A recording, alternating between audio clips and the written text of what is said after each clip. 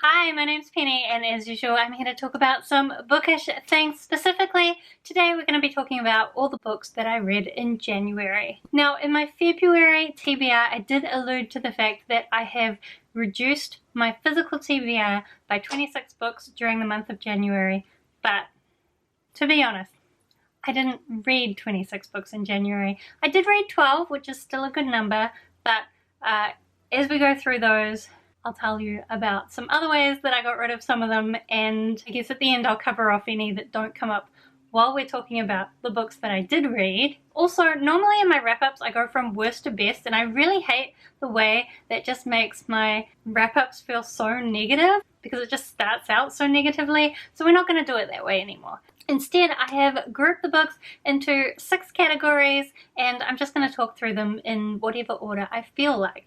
So, actually, I think first I'm going to talk about the 2 books that I enjoyed the most in the month of January, and I'm the most excited to talk about, and that is the 2 books that I read by Maggie Stiefvater. So firstly, I did read Call Down the Hawk, which is her new release, the first book in the Dreamers trilogy, which is like a spin-off series from her very popular Raven Cycle. Now, it is slight spoilers for the Raven Cycle, but if you haven't read the Raven Cycle for this long, then I guess you're just going to have to suffer that.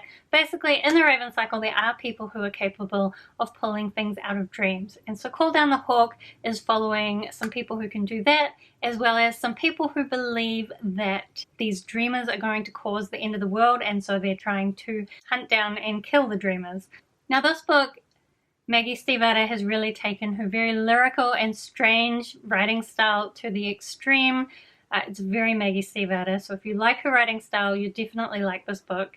It's got a lot of really crazy concepts, especially dream-related concepts, which I love the idea of dream magic, so that was an aspect that I really liked. The only thing I would say is that I did find the structure and the way that things were put together a little bit lacking cohesion. So we're following these different perspectives, and I never felt like I got enough of each perspective before we jumped off to somewhere else. And this isn't something I normally experience with multiple perspective stories, so I don't think it was just me. I think the story kind of was trying to cover so much, and there was a lot to set up in that first book. So there was just so much going on. It was kind of overwhelming. But that said, I'm still really excited to see what's going to happen with the rest of the trilogy, because I think it's going to be mind-blowing. And then the other Maggie Stiefvater book that I read in January is actually one of my new favorite books, and that is All the Crooked Saints by Maggie Stiefvater. This I was not actually expecting to like that much. From everything I'd heard, I thought that it was probably one of Maggie Stiefvater's weaker books, but actually having read it, I really enjoyed it. I think as well, because it's a standalone, it doesn't suffer from trying to fit too many things into one book, although there are a lot of things going on. Again, you've got that really Maggie Stiefvater style writing with lots of really crazy ideas. We follow these 3 cousins who are running an illegal radio station. They're also part of a family of saints who are able to grant people miracles. But these people who get their miracles often end up in a state they don't enjoy, and they just end up staying with this family. And so now this family has all these people that they've performed miracles on living in their property, and they don't know how to get rid of them. And we basically follow each of the cousins, as well as some of these people who've come to get miracles. Some of the things that happen are just so strange, but I loved it. I think it has a lot to say about kind of the darkness you have inside you and how you might face that. A lot about getting help from other people. I just thought this was really great, and if, like me, you're not picking it up because you think it might not be Maggie Stiefvater's strongest work, then I would really recommend that you reconsider, because I loved this. Okay, so let's move on to the biggest category of books that I read in January, and that is YA dystopian. I know, it's like it's 2010 or something, but I had a couple of books on my physical TBR shelf that were these dystopians, and I realized I could get them on audiobook, which is a much quicker way of reading them, so that's what I read. Firstly, I did pick up Legend by Marie Lu. So this is a very popular YA dystopian series, or it was when it came out. Although, to be honest, it's been a couple of weeks since I've read it, and I don't really even remember the plot.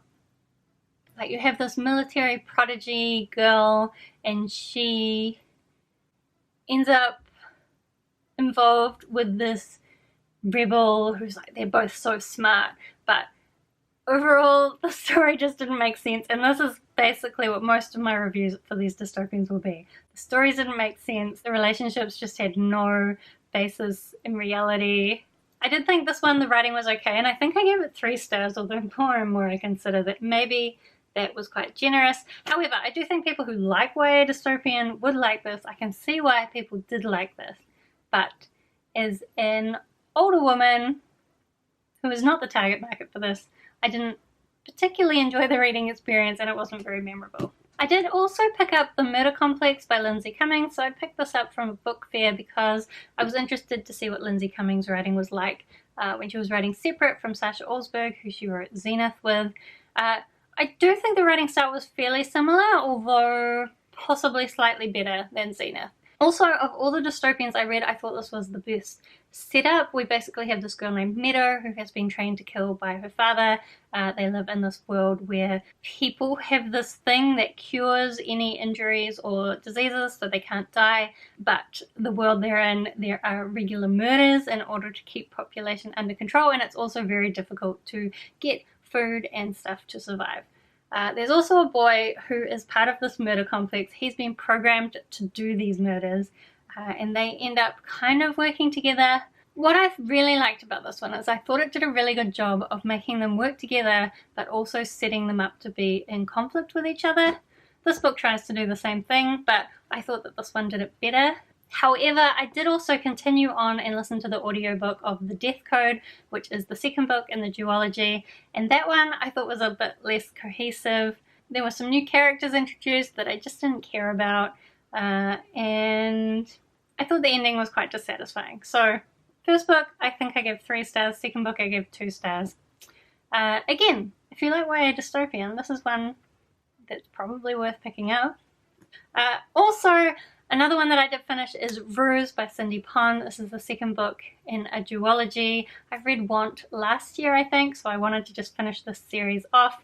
This is a YA dystopian about some teens who live in this world where air pollution has gotten really bad, and they come up with this scheme of kidnapping the daughter of this rich guy in order to fund this attack on his suit factory, because the rich people have these suits that keep them safe from the air pollution and keep them healthy, while the poor people obviously suffer a lot from health issues. The first book is set in Taipei, and then the second book, the action was moved to Shanghai.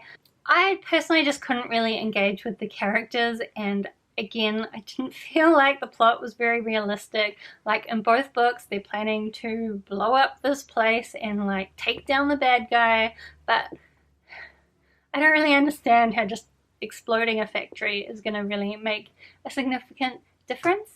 And so when they were working so hard to implement their plans, I was just like, but why are you doing this? Like, couldn't you put your efforts somewhere that would be more effective? I don't know. Again, I just don't think I was the target market for this. I have seen people who have really enjoyed this series. I do think it has some interesting things to say about equality, like class equality, and also about environmentalism, but I don't think those aspects of the story were included enough to keep me happy. Okay, so let's move on to another category of books that's maybe a little bit more positive, although that's maybe a bit of a surprise that it is YA contemporary, because I don't normally like contemporary very much, and I've been trying to move away from YA a little bit. Even though there are a lot of YA books that I do really enjoy, I'm really not the target market, and so it can be hard to find ones that I can still get something out of and relate to. So the 2 that I read in January were both off my physical TBR. The first one was Memoirs of a Teenage Amnesiac by Gabrielle Zevin. So this is about this girl Naomi who falls down some stairs, bangs her head, loses her memory, and then basically just has to figure out what's going on with her life because she's lost several years of her memories. I will say, weirdly, I thought the romance part of the story was probably the best, but there is also some stuff with her parents and just learning who she is and what she really likes that I really enjoyed. There's only really one thing that was a bit problematic in my opinion, and I think this is just because it was written like 2007 I think, and so I guess things have changed a little bit since then. But there is a bit where she finds this food diary that she used to keep, and it's quite clear that the calories are very low, and I was expecting her to say something like, oh no, did I have an eating disorder? But instead she's like, oh no, am I a jerk? And it kind of broke my brain a little bit that she thought finding a food diary was a sign that she was a jerk. Like, that makes no sense to me. Another part, she calls someone a slut without very much evidence that they are a slut. And like, who even calls people sluts these days? Is that something you'd put in a YA book these days? I don't think so. And I mean, she does come around that part of the story is her learning that maybe that judgment wasn't correct. But I never felt like that judgment made sense in the first place. So mostly I thought it was a lot of fun, and I thought it dealt with the issues it was trying to deal with in a really good way. But there were just a few bits that I think probably would have been done differently if it was written today. I hope. The other book that I did read in this category was Paper Towns by John Green. So this book is a very John Green kind of book. In the beginning I was actually quite concerned because I thought it was going to be kind of boring guy gets his life improved by this manic pixie dream girl, and to some degree it is that, but it's that in a very self-aware way, and it really looks at the impact on this girl who has basically been keeping her whole year of students in her high school together. It looks at the impact on her life of providing that for everyone else. I thought that was quite good. As always, John Green has some wonderful lines. Sometimes he just describes things very beautifully. Unfortunately, the main character and his friends are a prominent part of the story, and they are just teenage guys. And you know what? It's probably very authentic. This is what teenage guys are like, but one of the things that's great about being an older woman is that you don't have to talk to teenage boys anymore. And so reading a book from the perspective of a teenage boy being very teenage boyish, not always fun. So that was just the main bit that let it down, but it wasn't really a surprise. And I think if you can put up with some teenage boyness, then you could still quite enjoy the story. Is this footage going to be ruined because you can't shut up, Mr. Cicada? Okay, so the next two books that I read were both middle grade books. Firstly, we had Frost Heart by Jamie Littler. This was actually the group book for the Believathon last year in like November, and I only got around to reading it in January. We basically follow this boy who discovers that he has this song magic, and he can like use it to help with the monsters that attack everyone on this world. But unfortunately, people in his village consider song magic to be this evil thing, and so they exile him when he uses it to try and save some people. Now, firstly, that's a synopsis as per the back of the book and what everyone says, but like it takes 100 pages for him to actually get exiled. Also, this is a 400-page book, a 400-page middle grade book, and it was really slow. Like, I thought that it had some really great messages, it had some really fun characters, I thought it was really whimsical, but also really creative. The book comes with all these really cute images inside it, but I just cannot see a middle grade type child getting through a 400-page book that is paced so slowly. I struggled to get through it, and I read 400-page books regularly, so this would be an epic undertaking for a kid, I think.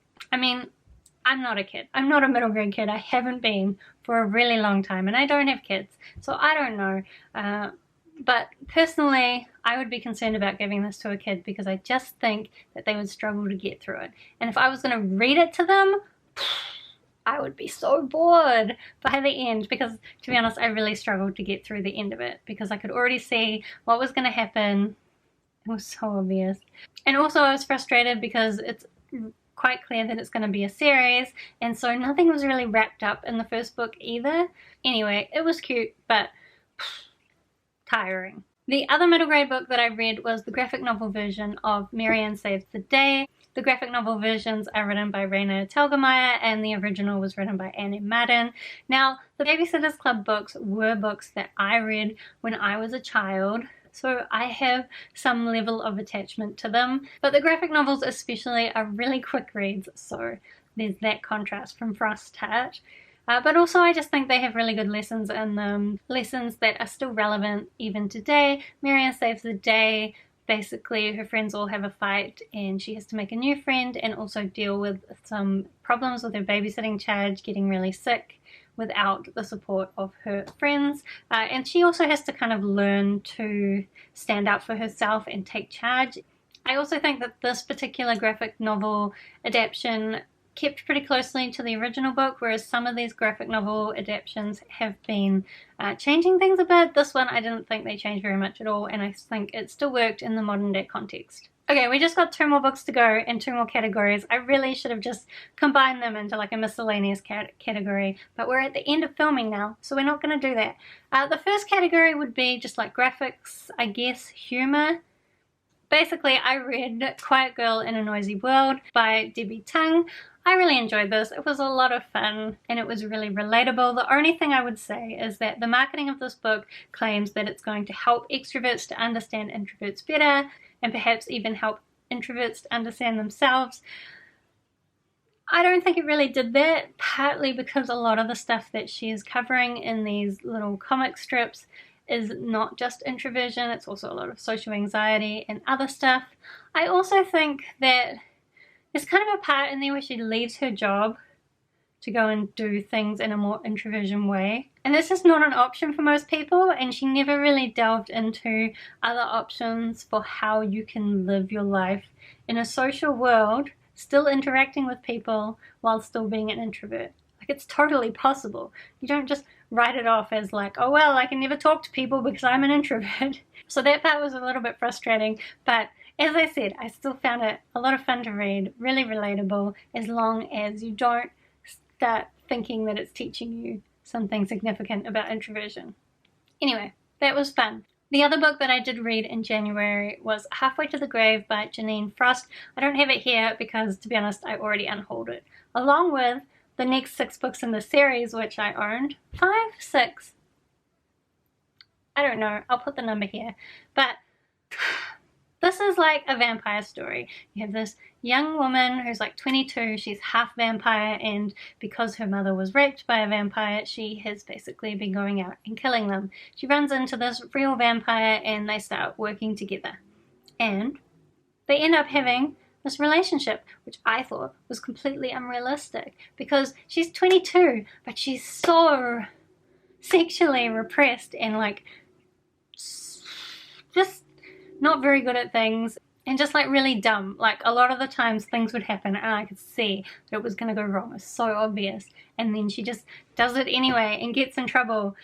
And I just can't see how a 240-year-old vampire could put up having a relationship with someone so young and immature. Like, I am much younger than 240, but much older than 22. Somewhere in the middle there. But I couldn't put up with dating a 22-year-old these days because, like, not to say that there's anything wrong with 22-year-olds. I could be friends with a 22-year-old, but having, like, a relationship, that's a whole different thing. I just couldn't do it. I couldn't do it. I would want them to be, like, in a partnership with me. And how can they be in a partnership with me when they're, like, so young and dumb and have no idea what's going on? Maybe I could see a 240-year-old vampire having a relationship with a particular kind of 22-year-old. But this girl, I don't get it. I don't think it's realistic. And the first book, at least, didn't add anything to the vampire genre, in my opinion. It's kind of a classic vampire paranormal romance type story. I was hoping, because I know Janine Frost is a good friend of Alona Andrews, who wrote the Kate Daniels series, that like Kate Daniels, it would really take things in a different direction. Not so much. So I could potentially continue the series on audiobook at some point, but I kind of doubt that I will. I mean, I assume that things will develop. It's a really long series, but I just can't be bothered. So I I'm gonna unhaul all those books. And luckily, I did buy them in a book fair a long time ago, and I bought them for like $1 each or something, so it's not a big loss. But really, I should be careful about buying a whole series when I haven't even read the first one. Lesson learned? Nope, probably not. Okay, so I will check the numbers later and make sure I put the correct ones here, but I believe that that means we're down 11 books off my physical TBR now. So, what about the other 15 to make it up to 26? Well, firstly, if you watched my February TBR, you'll know that I said that I was going to read The Memory Keeper's Daughter and also Chinese Cinderella, The Secret Dragon Society. So I've still got this one. This is back on my physical TBR. I just didn't get to it. I'm not going to be mad at myself because I did make some good progress on my physical TBR. But Chinese Cinderella, The Secret Dragon Society, I've put that on my TBR shelf so many times and I'm just not excited about reading it. The first book, the writing wasn't great. It's really weird that the second book is like continuing her real life story but in a fantastical way, and my sister has read it. I asked her should I bother reading it. She didn't sell it to me. She didn't even try, so I've unhauled it. I also talked to my sister about another book she gave me, which was A Spot of Bother, I think by Mark Haddon, I want to say. Yes, Mark Haddon. My sister told me that I will find it really annoying and I won't like it, so yeah, I unhauled that. And then also I had Dawn's Early Light, which is the third book in the Ministry of Peculiar Occurrences by T. Morris and Pip Valentine. Now, some of Philippa Valentine's other books are my absolute favorites, but I read the first book in this series and I really didn't enjoy it. And I just feel like even if the writing improves, the general concept is not one that I enjoy. And so I decided to unhaul that as well. And honestly, I don't know where we're up to now. Like, I want to say 14 books, so another 12.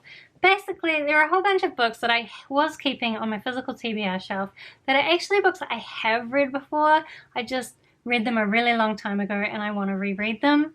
And I decided those don't really belong on my physical TBR. So we're moving them. We're putting them on a different shelf, and at some point, perhaps, once I've gotten that physical TBR shelf under control, I can think about rereading books. But at the moment, rereading just isn't my priority. So overall, I don't know how I feel about my reading in January. I did read one of my new favorites, but I also read an awful lot of YA that I just thought was okay or kind of subpar. So February, I'm going to try and read a bit more adult stuff, be a bit more of an adult. No doubt there will be some YA books on there because there are some YA books that I am very hopeful for, but I also think it's important for my sanity to read books that are targeted more at my age group, which is old. So that is my wrap up for January. Do let me know if you've read any of the books that I talked about today, what you thought about them. I'd love to talk with you about them down in the comments. Otherwise, thank you so much for watching. I hope that you're having a really wonderful day and I will see you next time.